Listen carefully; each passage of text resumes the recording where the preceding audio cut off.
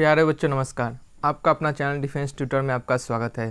तो आज हम पढ़ने वाले हैं एलिमेंट मिक्सचर एंड कंपाउंड्स के कुछ प्रीवियस ईयर के क्वेश्चन को। यह प्रीवियस ईयर क्वेश्चन का पार्ट 1 होगा। इससे पहले आपको बताना चाहते हैं कि आप हमारे चैनल से डिफेंस एग्जाम की तैयारी कर सकते हैं, वो भी फ्री ऑफ कॉस्ट, और शायद यहाँ से तैयारी करने के बाद आपको कोचिंग की जरूरत ना पड़े। तो चलिए वीडियो को स्टार्ट करते हैं। आपको हम बताना चाहते हैं कि हमने पूरे एलिमेंट मिक्सचर कंपाउंड्स के कंसेप्ट को और उनके बहुत सारे ढेर सारे क्वेश्चन को हमने करवाया है, जो कि आप हमारे प्लेलिस्ट से देख सकते हैं। तो आज के लेक्चर में हम प्रीवियस क्वेश्चन को पढ़ेंगे। तो आज का पहला क्वेश्चन होगा, which one of the following is not a mixture. इन सबों में से कौन सा मिक्सचर नहीं है? Graphite, brass, glass, steel. इन सब में से बताइए कौन सा मिक्सचर नहीं है। तो ये तो बहुत सिंपल होगा, आपको इतना पढ़ाया गया है अभी तक। हम नहीं समझते हैं कि आपको शायद इस क्वेश्चन में कुछ प्रॉब्लम हो। आपको पूरा एक एक कंसेप्ट को समझा दिया गया है, एक एक क्वेश्चन को बताया गया है। हमें लगता हो कि आप इसको सिंपली इजीली बना पाइएगा, ठीक है। तो जिन जिन का ऑप्शन नंबर ए आ रहा है ग्रेफाइट, उनका आंसर क्या है? सही है। देखिए ग्रेफाइट ही इसमें से ऐसा एलिमेंट है जो कि मिक्सचर नहीं है। ग्रेफाइट तो क्या है? ग्रेफाइट एक क्या है? ग्रेफाइट एक एलिमेंट है। क्या है? ग्रेफाइट एक एलिमेंट्स है। इसको एलिमेंट का नाम दिया जाता है। ग्रेफाइट, डायमंड, ये सब क्या है? एलिमेंट है, ठीक। ठीक है, तो ये समझ में आया होगा क्वेश्चन आपको। नेक्स्ट समझते हैं कि एयर क्या है? एक हमेशा कंपाउंड है, हमेशा मिक्सचर है। ये compounds in pollution free zone, pollution उसमें नहीं है। मिक्सचर ऑफ इंडस्ट्रियल जोन का मिक्सचर है। तो बताइए, ये भी सब सिंपल क्वेश्चन है।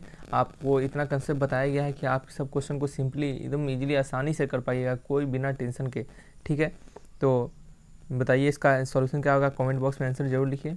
तो ठीक है दोस्तों, जिन जिनों का ऑप्शन नंबर आ रहा है बी, उनका आंसर क्या है? सही है। देखिए एयर क्या है? एयर एक मिक्सचर है वेरियस कंपोनेंट्स का, वेरियस नाइट्रोजन, हाइड्रोजन, बहुत सारे ऑक्सीजन, जितने भी बहुत सारे टाइप के उसमें एलिमेंट प्रेजेंट है। तो एयर क्या है? एक मिक्सचर है। कौन सा मिक्सचर है? एक होमोजीनियस मिक्सचर है। कौन सा मिक्सचर है? Homogeneous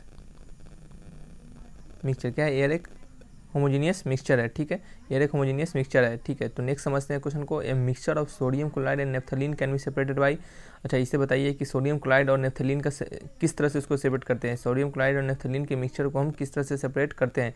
extraction with hot air के एक्सट्रैक्शन से, एक्सट्रैक्शन विथ कोल्ड एयर से, या फिर सब्लिमेशन, या फिर स्टीम डिस्टिलेशन से। तो चलिए, आप अगर नेफ्थलीन के बारे में जानते होंगे तो इसका सोल्यूशन आप जरूर दे पाइएगा। तो वीडियो पॉज करके सोल्यूशन देने का ट्राई कीजिए, ठीक है दोस्तों। जिन लोगों का ऑप्शन नंबर आ रहा है सी, उनका आंसर क्या है? सही है। देखिए सब्लिमेशन, देखिए सब्लिमेशन प्रोसेस से ही सोडियम क्लोराइड NaCl और नेफ्थलीन का फॉर्मूला होता है C10H8। इसे क्या कहते हैं? सेपरेट किया जाता है। देखिए नेफ्थलीन का स्ट्रक्चर आपको बना के दिखाते हैं। चलो के मार्कर चेंज करके दिखाते हैं आपको।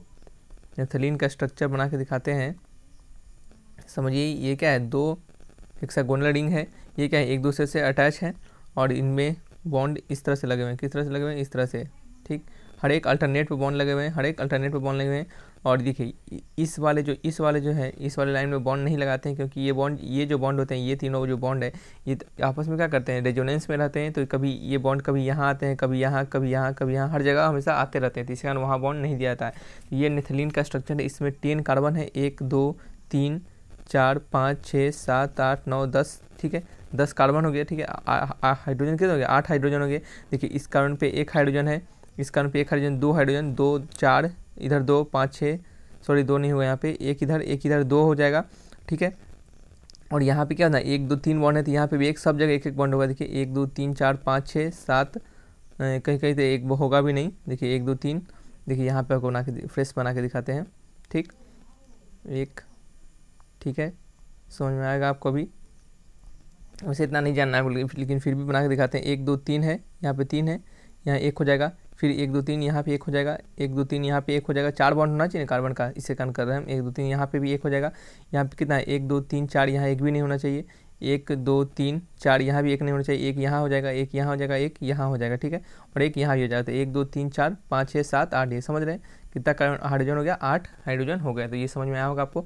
तो देखिए इसमें अगर आप समझना है आपको यहाँ पे कि सब्लिमेशन से क्यों सेपरेट होते हैं। देखिए नेफ्थलीन सब्लिमेशन से इसलिए सेपरेट होते हैं क्योंकि नेफ्थलीन एक सब्लिमेबल सब्सटेंस है। जैसे ही आप इसके मिक्सचर को हल्का सा थोड़ा सा हीट मिलता है, तो नेफ्थलीन क्या होते हैं? डायरेक्ट सॉलिड से गैसेस फॉर्म में चेंज हो जाते हैं, और दूसरे पाइप के थ्रू या फिर दूसरे पाइप के थ्रू होकर दूसरे कंटेनर में स्टोर हो जाते हैं। और वहाँ पे डायरेक्ट फिर लिक्विड में नहीं जाते हैं, फिर डायरेक्ट वहाँ से भी गैसेस में स्टोर होते हैं, गैसेस फॉर्म में जाते हैं, और डायरेक्ट गैसेस से सॉलिड फॉर्म में ही चले जाते हैं। सब्लिमेबल भी रिवर्सिबल प्रोसेस से पता होना चाहिए आपको। तो क्या होता है? नेफ्थलीन एक सब्लिमेबल सब्सटेंस है, इससे कारण ये सब्लिमेबल प्रोसेस से ही सेपरेट किए जाते हैं। नेक्स्ट समझते हैं मेटलॉइड्स को। बताइए मेटलॉइड्स का प्रॉपर्टी इन सभी में से कौन सा प्रॉपर्टी को मैच करता है metalloids. Alloy of alkali metals with other elements, क्या वो एल्कली मेटल्स का एलॉय होता है दूसरे एलिमेंट से। कोलाइडल्स ऑफ मेटल्स के कोलाइडल्स होते हैं। Element having some properties of both metal and non metal. अच्छा चलिए देखते हैं क्या है। Metal heavier than lead, metal ऐसा मेटल जो लीड से जो थोड़ा भारी हो, या फिर उनके ऐसा एलिमेंट जिनके पास मेटल और नॉन मेटल दोनों का प्रॉपर्टी हो। तो चलिए इसको बनाइए। सॉल्यूशन तो सिंपल है, तो आप बचपन से पढ़ते जा रहे हैं। तो जिन जिनों का ऑप्शन नंबर सी आ रहा है उनका आंसर क्या है, सही है। क्या है उनका आंसर, क्या है, सही है। तो चलिए समझते हैं कि मेटलॉइड्स क्या होता है। मेटलॉइड्स ऐसे एलिमेंट होते हैं, मेटलॉइड्स एक ऐसे एलिमेंट होते हैं, ये भी एलिमेंट ही होते हैं, इस बात को ध्यान में रखिए।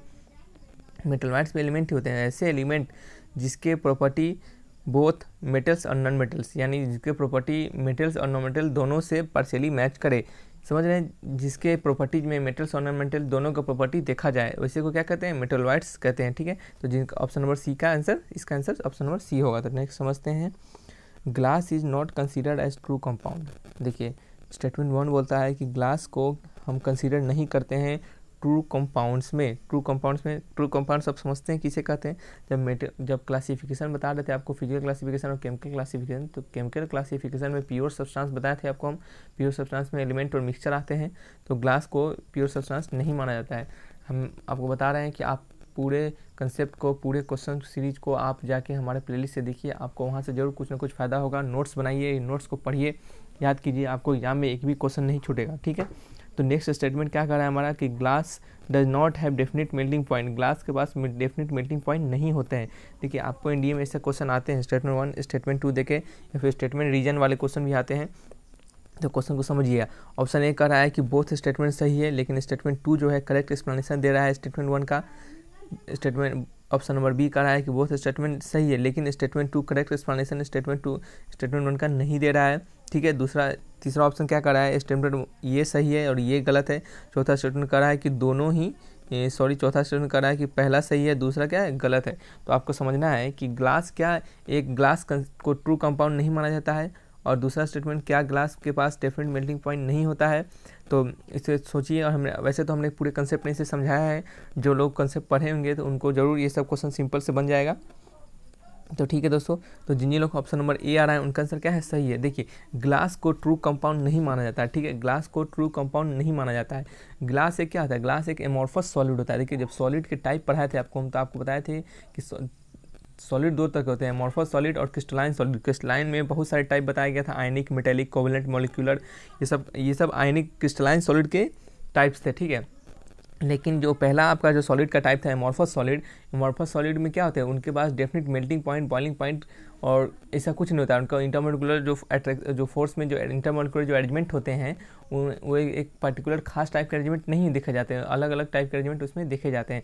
तो वो क्या है, एक अमोर्फस सॉलिड है। और अमोर्फस सॉलिड ग्लास भी एक अमोर्फस सॉलिड है, जिनके पास अपना मेल्टिंग पॉइंट नहीं होता है, कुछ खास मेल्टिंग पॉइंट नहीं होता है। तो समझ गए होंगे आप क्या कहना चाह रहे हैं कि ट्रू कंपाउंड तो नहीं है स्टेटमेंट 1, यानी ग्लास जो है वो ट्रू कंपाउंड तो नहीं है, लेकिन साथ साथ में वो अब क्यों नहीं है ये बता रहा है आपको। स्टेटमेंट 2 बता रहा है कि क्योंकि उसका डेफिनेट मेल्टिंग पॉइंट नहीं होता है, इससे कारण क्या है, वो एक ट्रू कंपाउंड नहीं है। यानी स्टेटमेंट 1 स्टेटमेंट 2 दोनों सही है, और स्टेटमेंट 2 करेक्ट एक्सप्लेनेशन दे रहा है आपको स्टेटमेंट 1 का। तो इसके लिए ऑप्शन में क्या हो जाएगा, ए हो जाएगा। तो ठीक है दोस्तों, ये वीडियो आपको पूरा समझ में आया होगा, तो वीडियो को लाइक कीजिए, चैनल को सब्सक्राइब करके बेल आइकन दबाइए ताकि रेगुलर अपडेट आपको मिलता रहे। ठीक है दोस्तों, फिर मिलेंगे एक अच्छा वीडियो के साथ, तब तक के लिए